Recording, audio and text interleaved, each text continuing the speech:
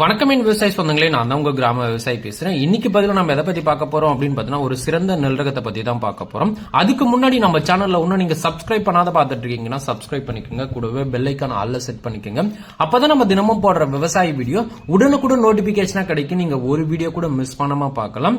நம்ம வீடியோவை நிறைய விவசாயிகள் பாக்குறீங்க, லைக் பண்ணுங்க. உங்க அருகாமல் இருக்க நெல் விவசாயம் பண்ற விவசாயிக்கு இந்த வீடியோ ஷேர் பண்ணுங்க. அவருக்கும் ரொம்பவே பயனுள்ளதா இருக்கும். நுஸ்வீட் சீட்ஸோட ஸ்ரீ அன்னபூர்ணா NP 73 சொல்லக்கூடிய இந்த நெல் ரகம் தாங்க.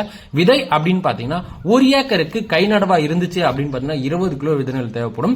இதுவே நீங்க நேரடி நெல் விதிப்பு செய்யற விவசாயிகளா இருந்தா 15 கிலோ இருந்தாவே போதுமானது. ட்ரம் சீடலா இருந்தாலும் சரி, இல்ல நீங்க கைகளால விதைச்சாலும் சரி. மிஷின் நடவு செய்யற விவசாயிகளா இருந்தா ஒரு ஏக்கருக்கு 20 கிலோ விதை நெல் இருந்தாவே போதுமானது. இந்த அளவு விதை மட்டும் ஒரு ஏக்கருக்கு பயன்படுத்துங்க. இந்த நெல் ரகத்தின் வயது அப்படின்னு பாத்தீங்கன்னா கை நடவு செய்யற விவசாயிகள் இருந்தா நடவு செஞ்ச 130 நாள்ல இருந்து 135 நாட்களா பாத்தீங்கன்னா அறுவடைக்கு தயாராயிடும். நேரடி நெல் விதிப்புல அப்படின்னு பாத்தீங்கன்னா 5 நாள் எக்ஸ்ட்ரா போகும். 140 நாட்களா பாத்தீங்கன்னா நீங்க அறுவடை செய்யலாம். இதுவே இயந்திர நடவு செய்யற விவசாயிகளா இருந்தா 130ல இருந்து 135 நாட்களா பாத்தீங்கன்னா அறுவடைக்கு தயாராயிடும். இந்த நெல் ரகம் நடுத்தர வயது உடையதா இருக்குங்க. இந்த நெல் ரகத்தை நடவு செய்யும் பருவம் அப்படின்னு பாத்தீங்கன்னா கை நடவு அப்படின்னு பாத்தீங்கன்னா சம்பா, பின் சம்பா, நவரை, குருவைக்கு இந்த நெல் ரகம் பாத்தீங்கன்னா சூட்டபிளா இருக்கும். நேரடி நெல் விதிப்புல பின் சம்பா, தாளடி, நவரைக்கு மட்டும் பயன்படுத்துங்க. இதுவே நீங்க இயந்திர நடவு செய்யற விவசாயிகளா இருந்தா சம்பா, பின் சம்பா, நவரை, குருவைக்கு இந்த நெல் ரகம் பாத்தீங்கன்னா சூட்டபிளா இருக்கும். சோ கரெக்டான பருவத்துல நீங்க பயிர் பண்ணா மட்டும் தான் கரெக்டான மகசூல் எடுக்க முடியும். இந்த நெல் ரகத்தின் மகசூல், தூர், நெல்மணிகள் இதை எல்லாத்தையும் பாத்திரலாமா? ஒரு ஏக்கருக்கு பாத்தீங்கன்னா குறைஞ்சபட்சமா 40 மூட்டையில இருந்து அதிகபட்சமா 45 மூட்டை வரைக்குமே அறுவடை செய்யலாங்க. ஒரு நெல் பயிர்ல சாதாரணமா 40 முதல் 70 தூர்கள் வரைக்குமே கட்ட வைக்க முடியும். ஒரு நெல் கதிர்ல பாத்தீங்கன்னா ஆவரேஜா 300ல இருந்து 350 நெல்மணிகள் வரைக்குமே இருக்குங்க. இதோட நெல் கதிர் பாத்தீங்கன்னா ரொம்பவே நீளமா இருக்கும். அதனாலதான் இதனோட நெல்மணிகளும் ரொம்பவே அதிகமா இருக்கும். மகசூலும் பாத்தீங்கன்னா ஏக்கருக்கு 40 மூட்டையில இருந்து 45 மூட்டையும் அறுவடை செய்யலாம். அந்த அளவுக்கு பாத்தீங்கன்னா ஒரு சூப்பரான ஒரு நெல் ரகம். தூர்வடிக்கும் திறனும் பாத்தீங்கன்னா இந்த நெல் ரகத்துல அதிகங்க.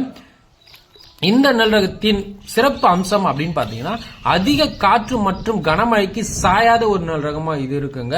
இந்த நெல் ரகத்தின் வளர்ச்சி அப்படின்னு பாத்தீங்கன்னா 105 சென்டிமீட்டர்ல இருந்து 125 சென்டிமீட்டர் வரை உயரம் வளரக்கூடிய தன்மை பாத்தீங்கன்னா இந்த நெல் ரகத்துக்கு இருக்குங்க. ஸ்டெம் பாத்தீங்கன்னா ரொம்பவே தடிமனா இருக்கிறதால மழை மற்றும் காற்றுக்கு இந்த நெல் ரகம் சாயவே செய்யாது. இதனோட சிறப்பு அம்சமே இது மட்டும்தான்.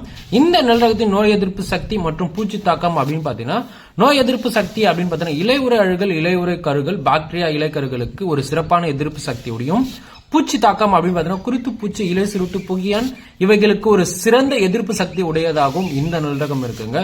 சோ நிறைய விவசாயிகள் பாத்தீங்கன்னா இந்த பருவத்துல நிறைய பூச்சி தாக்கம் இருக்கும். சோ அந்த பூச்சி தாக்கத்துல இருந்து ஒரு சிறப்பான கட்டுப்பாடு உள்ள ஒரு நெல் ரகத்தை நீங்க நடவு செய்யணும் அப்படின்னு பார்த்தா இந்த நெல் ரகத்தை நீங்க தேர்வு செஞ்சு நடவு செய்யலாம்.